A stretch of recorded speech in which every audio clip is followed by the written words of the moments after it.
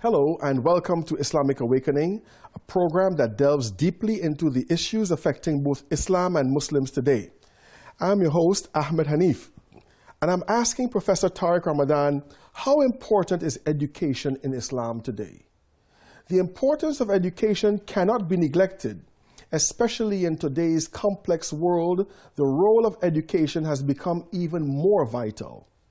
From the very beginning, Islam placed great stress on seeking and disseminating knowledge. While Europe was still in the Dark Ages, Muslims were making great advances in the fields of medicine, mathematics, physics, astronomy, geography, chemistry, just to mention but a few. These intellectual and scientific advancements have made a great impact upon the modern world. So the first thing I'd like to ask you, Dr. Tariq, is how important is education in Islam today? Look, this is the starting point of a discussion that we really need as Muslims, and not only by repeating what we are saying. We know that the first revelation came was بعد أعوذ بالله من الشيطان الرجيم بسم الله الرحمن الرحيم اقرأ باسم ربك الذي خلق. Read in the name of your Lord who created. And read means here, of course, the reference to knowledge. And then we also have علم الأسماء كلها علم آدم الأسماء كلها. It means that he taught the name of everything to Adam. And this is why the scholars from the very beginning were saying there are two things that are the translation of the human dignity, because we have in Islam لَقَدْ كَرَّمْنَا بَنِي آدَمَ. We give dignity to human being. The first is knowledge, and the second is freedom. And meaning with freedom, responsibility with your freedom. So it's very important for us to understand that our relationship to God is based on knowledge, the knowledge of the self as well as the knowledge of Him, which is ma'rifah. Ma'rifah is connected to the notion of knowledge, and ma'rifat al-nafs, which means the knowledge of ourselves, and also the knowledge of the world, which is, once again, all the first revelations were coming with, look at the world around you. It's full of science. And if you come to the Quran and the world, you will see that everything that has to do with the world is based on ayat. سَنُرِيهِمْ آيَاتِنَا فِي الْآفَاقِ وَفِي أَنفُسِهِمْ. We will show them our signs in the horizons and in themselves. The sign is what? The sign is get the meaning of it, and you don't get the meaning without knowledge. So your relationship to the world through your relationship to God is based on getting the meaning of the signs, which means knowledge. And then you come back to yourself, which is also the same. Now come to the Quran. The Quran, we translated into English the notion of ayah into verses, and this is coming from versification from the Bible. In fact, in Arabic, these are signs. Right. And you get the knowledge of the book, ayat al-sur. So all the chapters that we have in the Quran is based on signs. And signs means get the meaning. And you don't get the meaning without your intellect. And the intellect, not only your intellect with your brain, your intellect with your heart, because it said in the Quran, لَهُمْ قُلُوبٌ لَا يَعْقِلُونَ بِهَا. Meaning, يَعْقِلُونَ بِهَا means they don't understand with their heart. We have two access to knowledge, your heart and your brain, your intellect. So everything in Islam is based on this. Read the world, read the Quran, come back to God, and change the world for the better. Some people think that the heart means emotion. No, that's emotion. Now we know, and this is why it's very interesting with neurosciences now, we know that emotion is the way the brain is working through the cortex and the functioning of your brain, is that these are stimulus that are coming to your brain. So your emotion is not really much the heart. Of course, with your heart you have emotion, but in fact there is a difference between emotion and the spiritual side that you are when we are dealing with your heart. In fact, spirituality is the way you deal with yourself. You come back to your heart and you master yourself. In fact, it's the opposite. Spirituality is, in the name of your heart, the way you master your emotions. And this is why the Prophet, peace be upon him, was saying that, talking to people, saying, من الشديد بينكم, who is the one who is strong among you? And the companions were saying, the one who is beating the enemy. No. من لا يملك نفسه عند الغضب, the one who is mastering himself, his emotions when he get angry. So it's to be angerness, it's to be angry, it's natural. To master it is spiritual. So this is where your heart is not only about emotion. Emotion is part of your fitra, but the spiritual side, the way you deal with your heart is, this is why the Prophet, peace be upon him, was saying, "At-taqwa hahuna," meaning this God consciousness is coming from your heart. So this is where you need to understand, and this is something which is a deep contribution to our contemporary world. Don't reduce knowledge with what you get with your mind. It's also what you get with your heart, meaning the spiritual side. It's the inside. It's the way you look at things by understanding that things are not only things, they are signs. Ayah, min ayatin. And it means that all our spiritual journey, from an Islamic perspective, is based on education. In order to become, you are Muslim by nature. This is the fitrah. It's the natural attraction to transcendence, which is part of Islam. And then at the age of reason, you are mukallaf. So you are asked by God to respond to his call. Ya ayyuha alladhina amanu stajibu lillahi wa lirrasul. Respond to the call of God. He's calling you with your awareness, with your consciousness, with your heart to come to him. And then you have to go to your journey. And what do you have to do? You have to learn. And this is why you have Ar-Rahman, علم القرآن, خلق الإنسان, علمه البيان, meaning it's always, he taught the Quran, he created human beings, and then he taught him how to express himself. So it's the way you get the information, it's the way you talk about what you got. So this is where we are as Muslims. So everything in our religion is based about reading the world, reading ourselves, coming close to God through reading, through understanding. And not only knowledge, because we have to be very cautious. There is knowledge which is ilm, and there is something which is what do you do with your knowledge, which is fahm, understanding. Knowledge and understanding. This is our spiritual education, our intellectual education.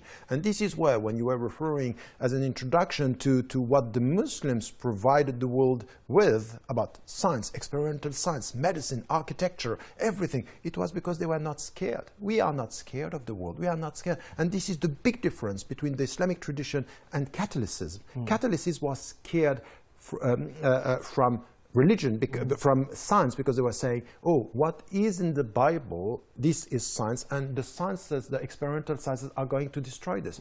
Muslims are not saying this. We are not scared. Everything that we are going to find as scientific outside is confirmed by our religion, and we are not scared. Confirmed, what does it mean? It means that this is the way God created the world. So knowledge is never against faith. The only way to have a deep faith is to have a deep knowledge. Now, when we say education, usually when we say education, at least it has the aspect of a system. When we talk about education, we talk about, boards of education, we talk about universities, we talk about madrasas, we talk about schools and so forth. And you're saying that, we have two basic faculties by which we can learn and get knowledge. One is the heart, and the other one is the mind, the brain. How does or can Muslim educational practice include the heart as a function in the educational process? That's a very important question, especially in our time. And I think that we need to understand both. What do we need as the intellectual education? And this is important. Why? Because what we know as Muslims, that one day we'll come back to God alone. وَكُلُّهُمْ آتِيهِمْ يَوْمَ الْقِيَامَةِ فَرْدًا. You are going to be alone. Meaning what? If you are serious about the education that you have to give me, you have to give me the means of my autonomy. Meaning what? Give me the knowledge that is helping me to go on my own. So you have to give me the means, you have to give me the tools, intellectual, to understand. So this is where it's very important for us to understand that we have to be intellectually autonomous. Why? Because when I reach the age of reason, I have to respond to the call. And to respond to the call, I have to understand. And this is why education is very important. And in all the pedagogy that we have coming from the West is exactly the same. I'm going with you for you at a certain point to go alone. So I'm going alone. I am accompanying you for you to know how to go alone. And then I'm helping you not to think like me, but to think on your own. So this is education. This is the Islamic education.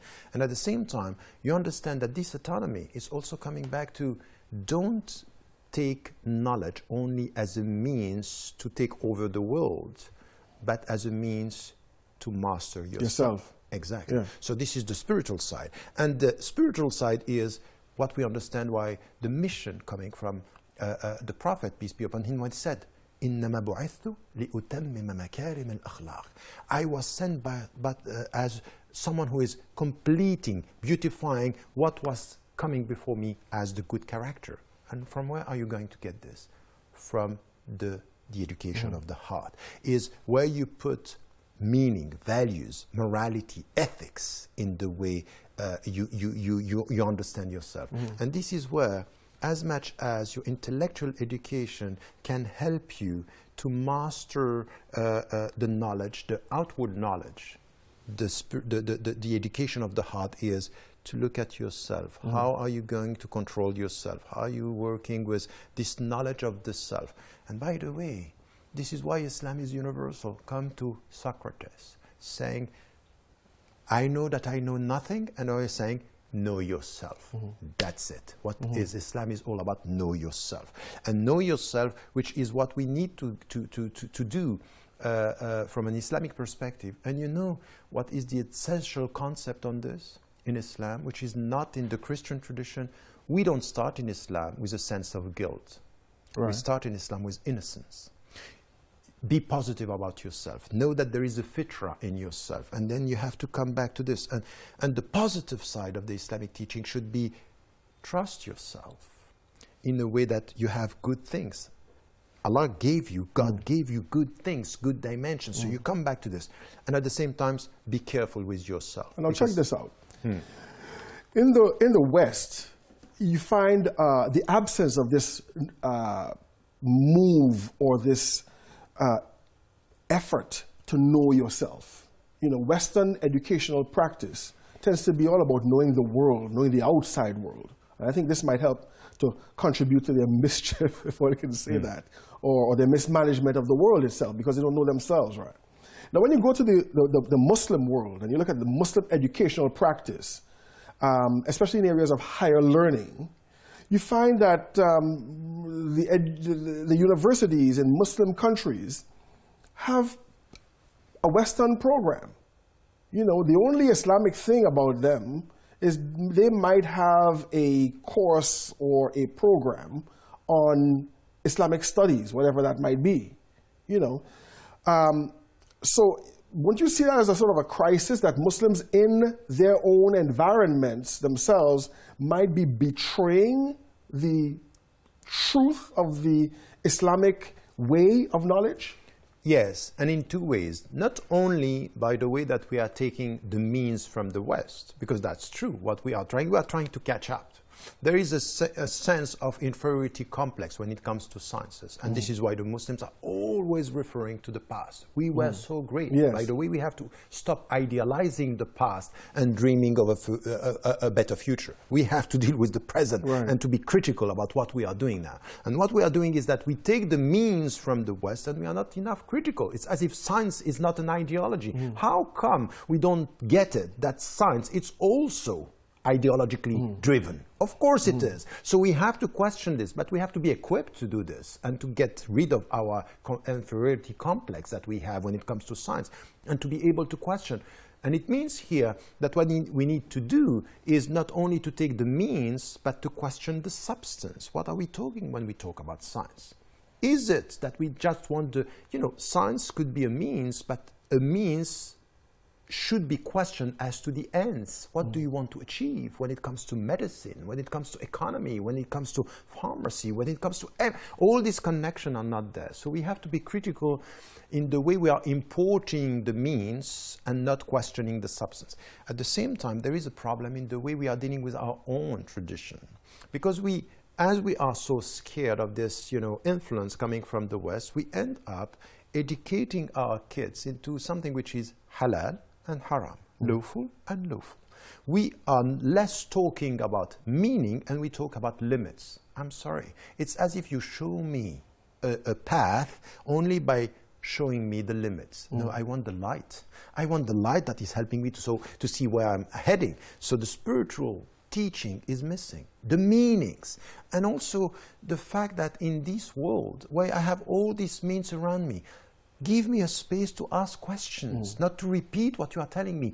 At the highest level of our education in universities, what we are expecting from students is to repeat, not to think, not to critically question what is, not to act against Islam, but the more you question and the more you get the meaning, the stronger is your faith, the stronger is your commitment. So we need to reconcile ourselves with the spiritual side of this teaching. Is much more about meaning. The ethical side, at the end, if your faith is not helping you to change your behavior, there is a problem. So a Muslim university then should have a different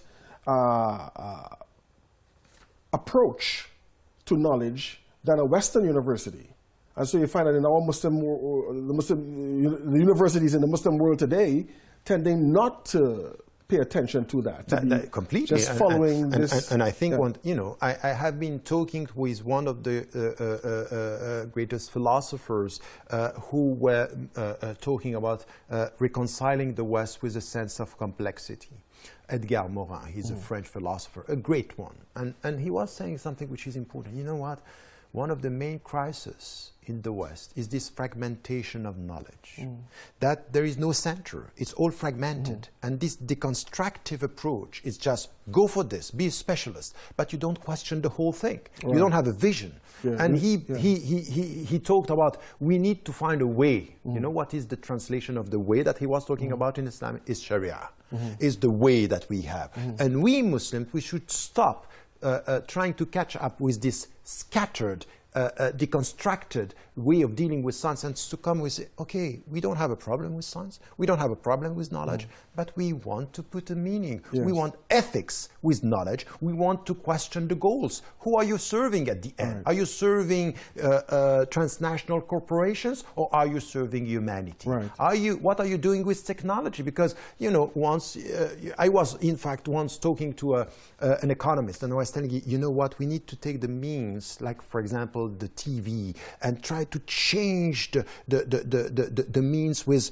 an ethical vision. And he laughed at me and said, you know what, there is ideology and ethics within the means. So try to do whatever you want with the TV. At the end, you are going to be marginal. And I was thinking about this, he is right. You can't just take this and as it is. You have to question the means. You have to question the ideology of technology. There is no... it's created for a particular purpose. Exactly. It's in nature. It's in its nature, and you can't change that sometimes. So I would say we have to be modest in the fact that you are not going to change it.